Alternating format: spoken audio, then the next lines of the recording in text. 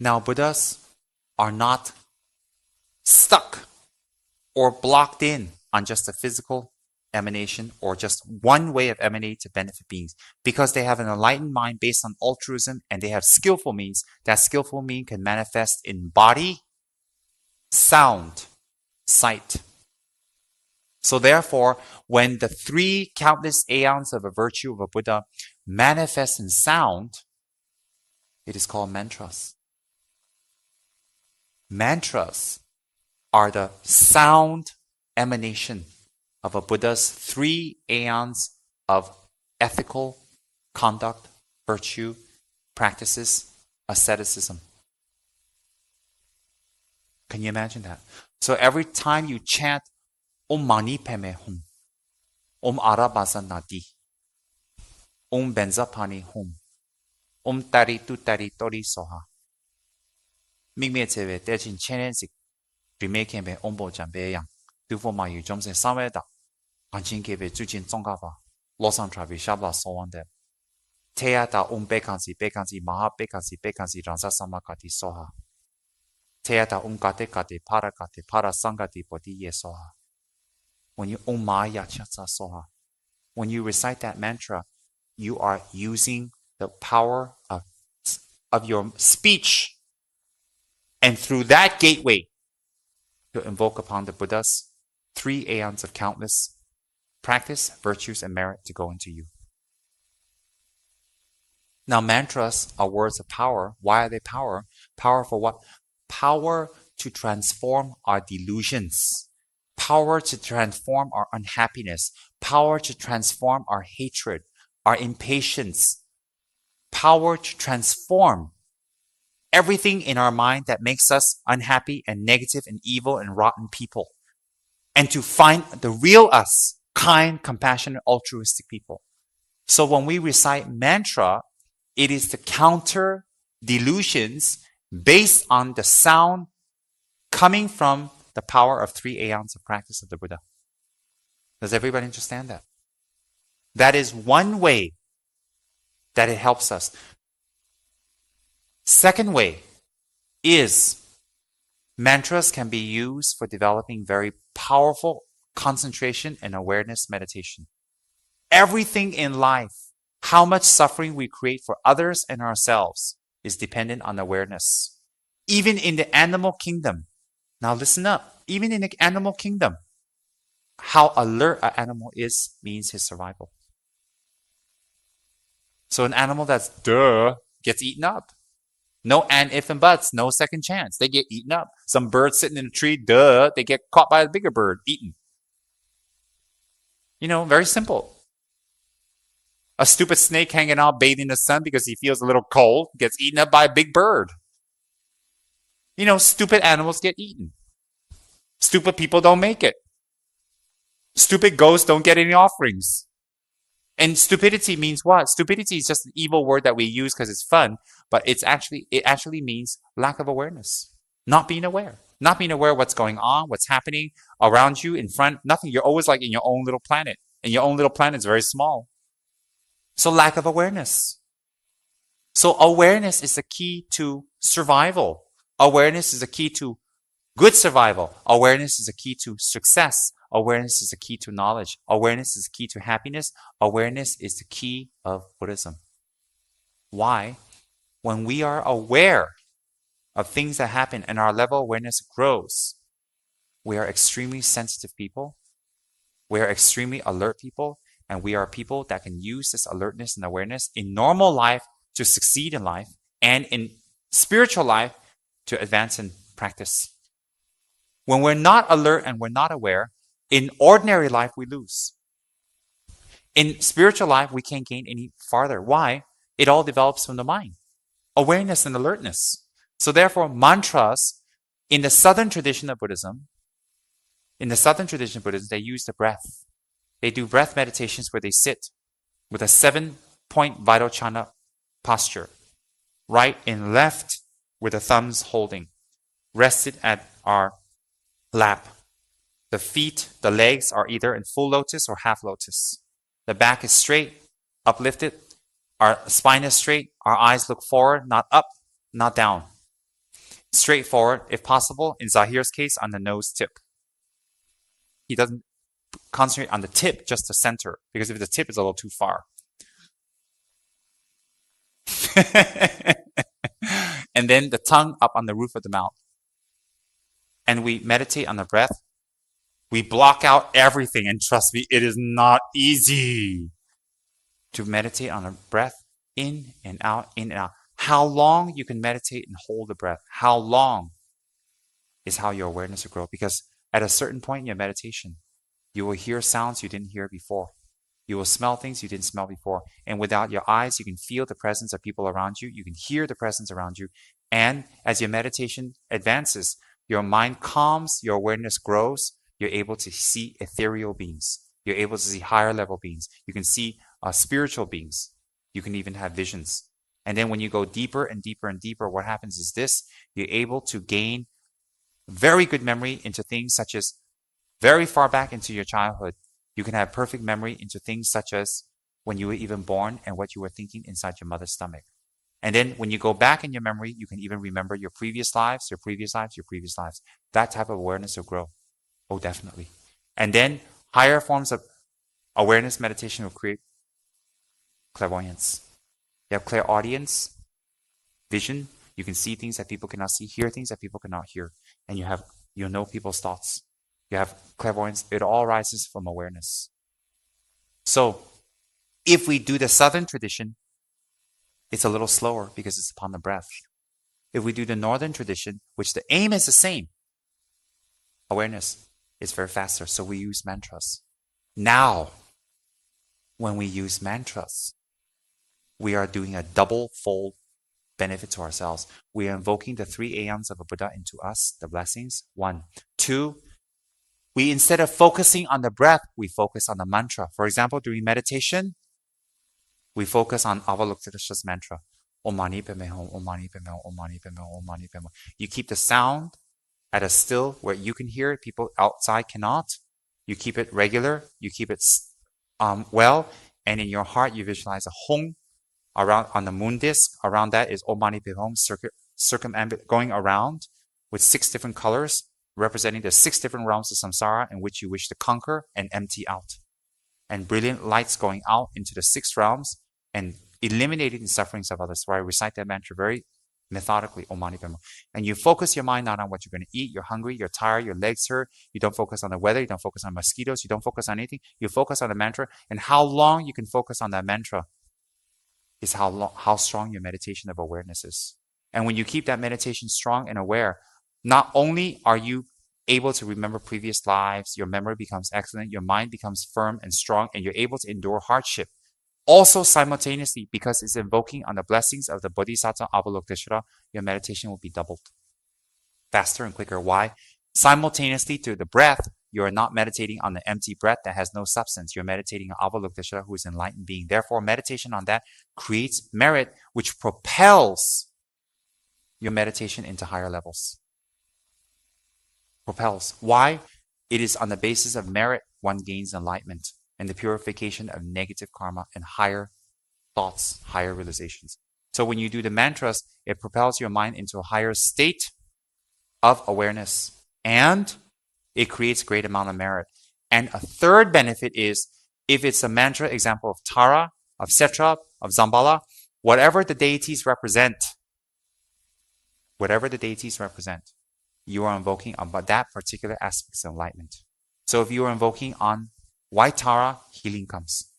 Strong body, strong mind, strong nervous system, strong bones, strong circulatory, strong internal organs, strong muscles, everything's strong because white Tara's energy is to heal your body, free it of causes for it to become sick and unhappy so that you can use your body to benefit others. And therefore the result of this mantra on a side is your body will become lustrous, clean, bright, energetic, and extremely attractive to others to bring them to the Dharma. So if you do Zambala's meditation, Zambala's mantra, Zambala Zalandraya Soha, you do it in front of Zambala's image with offerings prepared, and you've done the Jorcho, the 6 preparatory practices of meditation. Jorcho, 6 meditations, 6 preparatory practices. Sit in front of Lama Zambala and you do meditations, Zambala Zalandraya Soha, on awareness and invoking his energy. You will destroy the causes for you to have poverty. You would destroy the causes for you not to be successful in business and earning money or whatever you like. You will be very successful in earning wealth. You'll be very successful in gaining wealth to benefit others. And you will also destroy the causes for you to be born in places where it's very poor or no opportunities in future lives. From Lama Zambala's practice. So whatever mantra you do, you tap into 3 aeons of Buddha's energy and Buddha's merit and ethics. So you gain the imprints to also achieve that. B, you create awareness. You use that as a meditation to create awareness to gain the higher insights within your own mind. C, the mantras also will help you to invoke upon the particular energy of that particular deity, that particular representation of enlightenment, to gain the particular power or benefit you need from that particular deity. And one more benefit is that because the mantras invoke upon Buddhas, they can be used for healing, they can be used for blessing animals, they can be used for blessing the sick and blessing the dead and helping people to clear the environment. Example, if you do Satrap's mantra well and you achieve Satrap, achieve means become very close by altruism. Achieve Satrap means what? That your mind is very altruistic in perpetuating Satrap. That your mind is not about me, it's about benefiting others. So when you think about benefiting others and you do Satrap's mantra, you have achieved Satrap. So when you achieve Satrap and you go to a room that's defiled, that's unclean, that's dirty, that's filled with disasters, or many people has been killed, or you go near a person that's needs to be exorcised, or taking trance of something evil, or the body is been hexed. And you think about altruistic and about benefiting people from that suffering so that they don't do more negative things to create more negative sufferings. And you recite and you evoke upon Satrap's energy. Will clear the room. Why? When you blow the mantra, it's as if you're blowing millions and millions of Satraps into that environment. Why? By the power of your meditation. Joined with Satrap's energy. Combined with your altruistic mind. Then when you do White Tara's mantra very well and evoke about White Tara, if you work in a hospital, in healing places, as a doctor, as a nurse, it's beautiful. Why? People are very sick on their medicines, for your parents, for your animals. It really expedites their healing. Very, very, very much. Very, very, very much. And then, if you've achieved Zambala, if you give people Zambala images and they worship and they practice and do it correctly, their wealth will grow. If you achieve Manjushri, you do Manjushri practices, you do it well, Lama Tsongkhapa Manjushri, you know what happens? When you speak about Dharma, when you speak about the truth, when you speak about things that benefit people, when you speak about change, their minds will turn. Why? You have achieved Manjushri. So you have skillful means in order to bring them to Dharma. So like that, mantras are words of power on a very basic level to heal and take care of immediate problems, spirits, demons, sickness, unhappiness. And on the next level, it creates awareness. It makes your mind focused. Why? You're using the breath in mantra. And mantras can be used to control natural calamities. Mantras can be used to control the weather. There are many holy lamas I've seen with my own eyes who will blow the Yamataka mantra into the air. Within a few minutes, you'll see rain disperse. In places where there's no rain and they need it really badly, they'll blow Yamataka mantras in the air. Within a half hour, you'll see a downpour like it hasn't downpoured in weeks. I've seen it with my own eyes, not once or not twice. It can't be coincidence. I've seen it. I'm not telling you something I read from 1500 years ago. I've seen it in my own backyard with high lamas. Trust me, I've been out there blowing till I was blue, nothing happens. But these high lamas, they can control the weather. I've seen it. No rituals, nothing. Definitely. You can heal people's lesions and problems and sickness by mantras. You can clear and exercise them by mantras. But you have to achieve it. Achieve means what? Altruistic thought, concentration on the particular yidam, and devotion to the yidam, and the wish to benefit others. That is most important for mantra practice. And then you have the secret level mantras that without initiation you cannot do. Why? Because those mantras move the inside. So those mantras are secret. Let me explain why. One of the reasons is because with those mantras, it isn't simply to recite. Those mantras are conjoined with a movement of the wind inside your body and joining the winds into the central channels of your body, where from the 72,000 cyclic channels, it combines into the three main channels. That combines as the central channel where your mind resides. And with those mantra and that meditation, you can control your rebirth. You can control when you die, when you go, how long you stay, and you can control where you go. One of those mantras is Vajrayogini's mantra. So they are not to be recited by the uninitiated. Why? Why? Because they are combined with the meditation. And that meditation must be given to qualified people who have already finished their preliminary retreats and preliminary practices. And certain mantras that are general, they have meditations, but they're not dangerous, meaning wind meditations. Because you know, Chinese have this word Tao Feng, wind off. Tibetans also have that. It means the wind literally goes off. So the higher forms of meditation, you need a guru, you need a guide. So if you have not developed a relationship with your guru from beginning to end, it's very hard just to show up. Example, hundreds of people just show up for initiation and then they're gone. They don't develop a relationship with their guru beforehand. They don't develop a relationship with their guru afterhand. They just show up during initiation, disappear. So when they do practices, nothing happens. No one can guide them, no one can teach them, no one can do anything. We need to develop a relationship with our guru from the beginning to end. And if we have a guru that's skillful, that has love, and that has ways to purify our karma, we follow the guru without complaining. We listen to the guru without complaining. And whatever exercises he gives us to transform our mind, we take it happily without complaining. The minute we're rude, we shout, we say vulgar things, we show bad actions to our guru, it reflects us. Why? Our guru in our mind should be a reflection of the highest point of enlightenment, of what we want to achieve. If we're disrespectful to our guru, that's the whole basis. We're disrespectful to ourselves and what we can achieve. So people who are very rude to their guru are very vulgar and very impatient and demand and complain and bitch about their guru. You look at their state of their life. You look at where they are in their life.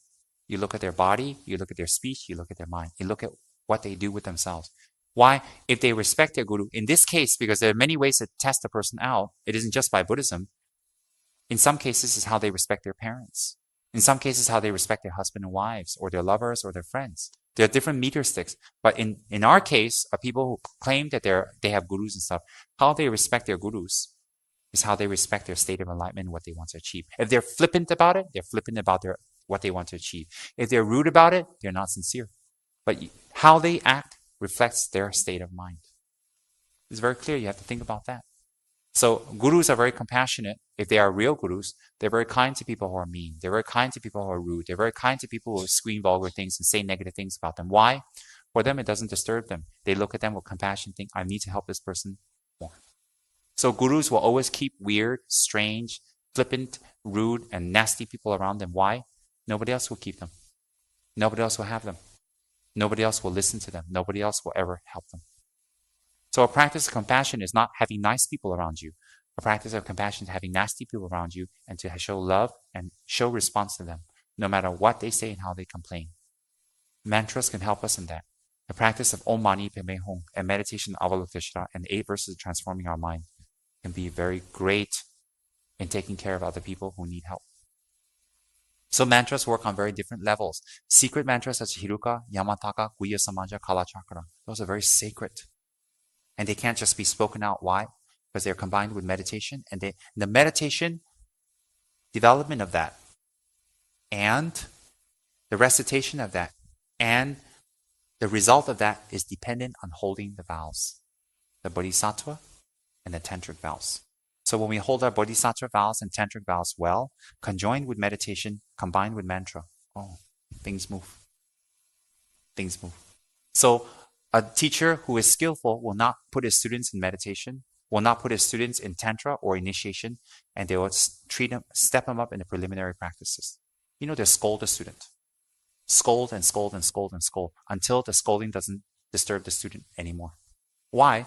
If he or she cannot take scolding from a guru, he cannot take scolding from the whole planet. So this person will always be fighting and violent. So guru is very kind because he puts himself in the firing line of people who have a lot of negative emotions. Lots of negative emotions. That's the purpose of guru. The guru puts himself in your firing line. So what happens is that When we do mantras correctly, conjoined with meditation, combined with vows, the result is great. Until that point, the Guru will skillfully lead you by practice, by meditation, by reading, by study, by training. And if you're lucky to be near a Guru for a few years, to be personally trained by a Guru, you're very, very fortunate. Why? It takes many lifetimes and many prayers to even see a Buddha image, to have reverence for it and to know its significance, to hear about it. Imagine how much more merit you need to be near a Buddha, a living Buddha or a being who teaches you Buddhism. For you, that's your living Buddha. So to be near a statue takes so much merit, but the statue can't speak to you. To be near a Guru who can speak the Dharma to you, that's even better than a statue. To disrespect this person or to talk negatively about this person, to act in an ungracious way to this person, no matter what training you've gotten, reflects your state of mind and your ulterior motive. So then good results cannot come. So lower states, the Guru will guide you until the point of initiation. And when you receive initiation, you practice intensely, the results will be there. Why? Holding the vows, combined with meditation and mantra, will make your attainments grow and your delusions purified. So mantras are very, very powerful. Very, very powerful. That's why we devote ourselves to a Guru. That's why we have respect for a Guru. That's why we support a Guru's work. That's why we help a Guru. Why?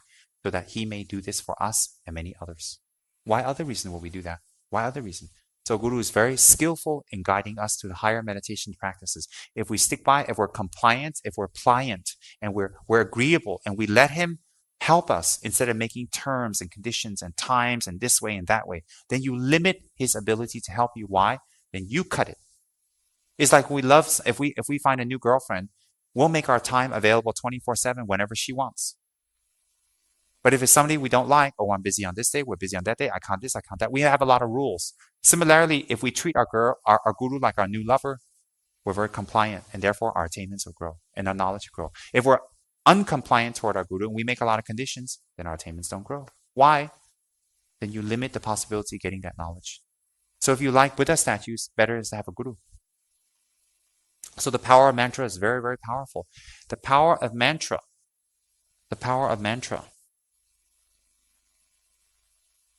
is based on the meditation that you do.